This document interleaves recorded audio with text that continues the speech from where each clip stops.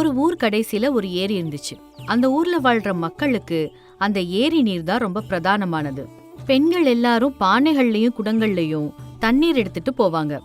ஏரிக்கரையோரமா ஒரு பெரிய ஆலமரமும் அதை சுத்தி ஒரு கல்மேடையும் இருந்துச்சு. மரத்தை சுத்தி இருக்கிற கல்மேடை மேல பிள்ளைங்க துள்ளி குதிச்சு சந்தோஷமா விளையாடிக்கிட்டு இருப்பாங்க. எல்லாரும் ஒன்னா கூடி பேசிக்கிட்டு அந்த ஊரே ரொம்ப சந்தோஷமா இருக்கிற இடம். டேய், இவன் அந்த புஷ்பாக்கு லவ் லெட்டர் கொடுத்தாண்டா. அவளும் சிரிச்சுக்கிட்டே வாங்கிக்கிட்டா. ஓஹோ, அப்படி போகுதா கதை?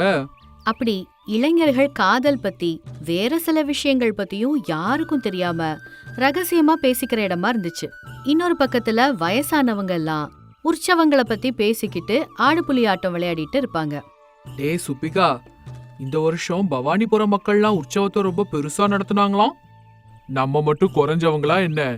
இந்த வருஷம் நம்ம ஹரிச்சந்திரா நாடகத்துக்கு ஏற்பாடு பண்ணலாம். நம்ம ஊரை பத்தி எல்லாரும் பேசுற மாதிரி பண்ணணும். அப்படி ஊர் விஷயம், விவசாயம், திருவிழான்னு ரொம்ப தீவிரமா பேசிக்கிட்டு இருப்பாங்க. இன்னொரு பெரிய மனுஷன் ஹரிச்சந்திரா நாடகத்தை விட சிந்தாமணி நாடகமே ரொம்ப சிறந்தது அப்படின்னு விவாதம் பண்ணிட்டு இருந்தான். மரத்துக்கு கீழே குழந்தைங்க எல்லாம் டேய், நீதான் திருட அப்படி விளையாடிக்கிட்டு இருப்பாங்க. மத்தியான நேரம் மட்டும் எல்லாரும் சாப்பாடு சாப்பிட வீட்டுக்கு போயிடுவாங்க.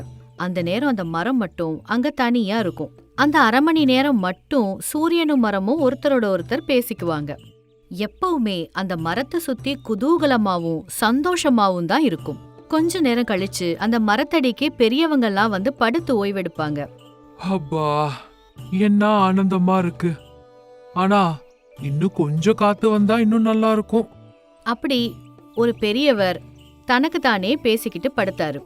சாயங்கால நேரத்துல டீ விக்கிற சூரி, மசால் வடை விக்கிற கிட்டி எல்லாரும் அங்க வந்து அவங்களோட வியாபாரத்தை பார்த்தாங்க.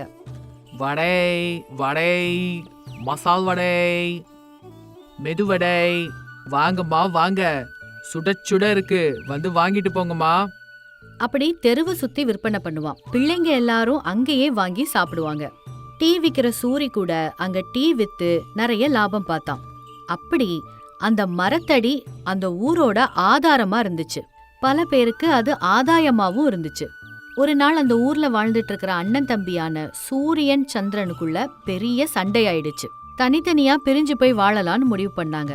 அவங்க அப்பாவை யாரு பாத்துக்கிறது அப்படின்னு பிரச்சனை வந்துச்சு. இந்த பஞ்சாயத்து அந்த மரத்தடிக்கு வந்துச்சு.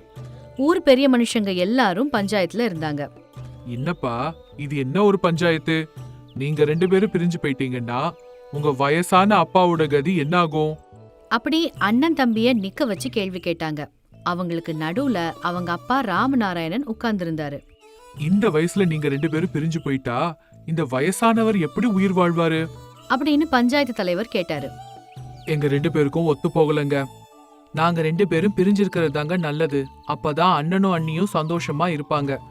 நானும் என் மனைவியும் கூட ஆனந்தமா இருப்போம். சேர்ந்து இருந்து சண்டை போட்டுட்டு இருக்கிறத விட பிரிஞ்சிருந்து சந்தோஷமா நிம்மதியா வாழலாம். அப்படி தன்னோட நியாயத்தை எடுத்து சொன்னா சந்திரன்.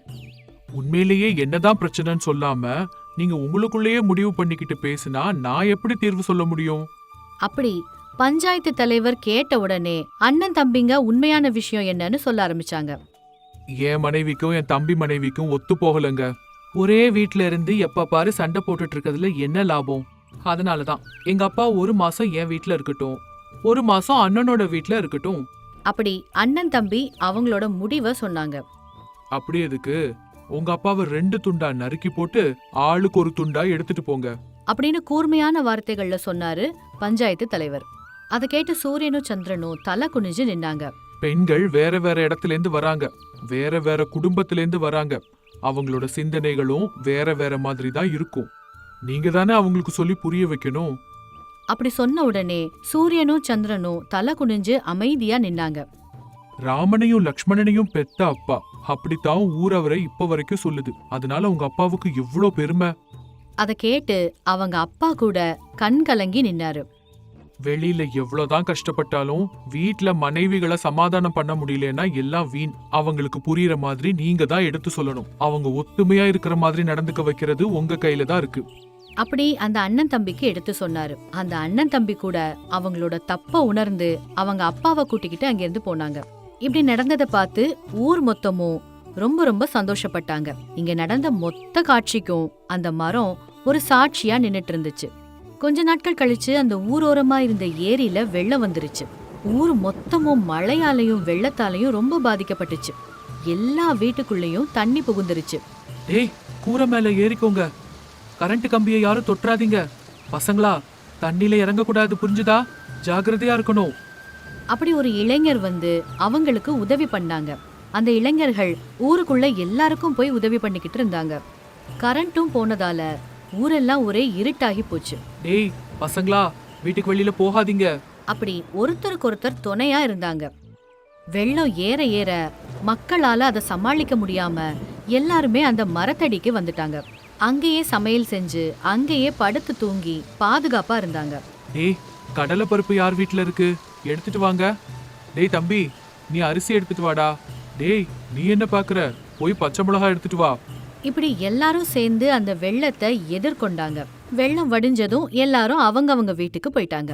கொஞ்ச நாட்கள் கழிச்சு அந்த ஊர்ல இருக்கிற கிருஷ்ணய்யனோட மகளுக்கு கல்யாணம் வந்துச்சு. மாப்பிள்ளை வீட்டு சொந்தக்காரங்களுக்கு தங்குறதுக்கு சரியான இடம் இல்ல. மாப்பிள்ளை வீட்டுக்காரங்களுக்கு இவ்வளவுதான் மரியாதையா?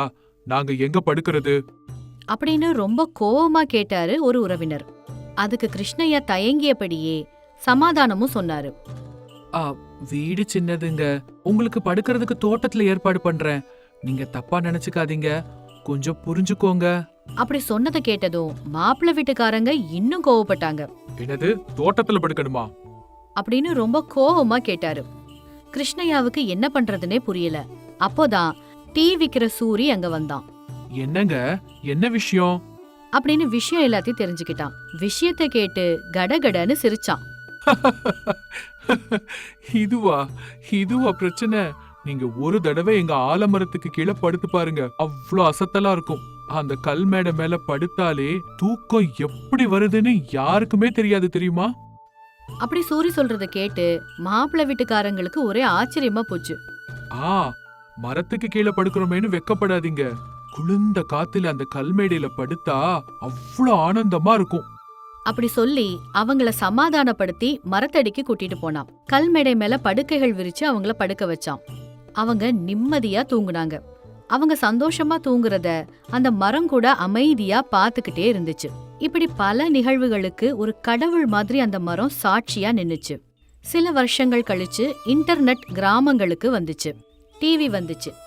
அவங்க தனித்தனியா வாழ ஆரம்பிச்சாங்க. வீட்டுக்குள்ளேயே அடைப்பட்டு இருந்தாங்க. டிவிக்கிற சூரி அங்க வந்தான். ஆனா அங்க இருந்ததே கொஞ்ச பேரு தான். அந்த கொஞ்ச பேரு கூட ஒருத்தருக்கு ஒருத்தர் சம்பந்தமே இல்லாத மாதிரி அவங்க கையில வச்சிருந்த போன்ல பிஸியா இருந்தாங்க. டீ டீ ஐயா, டீ டீ வேணுமா? அப்படி ரொம்ப சோர்வா கூப்பிட்டு பார்த்தான். ஆனா அந்த மரத்தடிக்கு யாருமே வரல.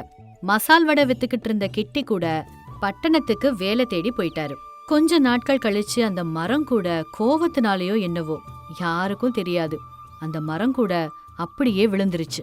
ஆனா அந்த மரத்தை பத்தி ஊர் மக்களுக்கு பேசுறதுக்கு நேரமே இல்ல. யாரோ கூலியாட்கள் வந்து அந்த மரத்தை துண்டு துண்டா வெட்டி விறகுகளை எடுத்துட்டு போயிட்டாங்க. அங்க வந்துட்டு இருந்த கொஞ்ச நஞ்ச பேரும் அதுக்கப்புறம் அங்க வர்றதே இல்ல. அந்த மரத்தடிய பத்தி எல்லாரும் மறந்தே போயிட்டாங்க. எப்படி இருந்த மரத்தடி இப்போ இப்படி வெறிச்சோடி போச்சு அப்படின்னு ரொம்ப கவலைப்பட்டாரு ஊர் பெரியவர். கொஞ்ச நாட்கள் கழிச்சு விழுந்த மரத்தோட வேர்ல இருந்து ஒரு சின்ன செடி முளைச்சிச்சு.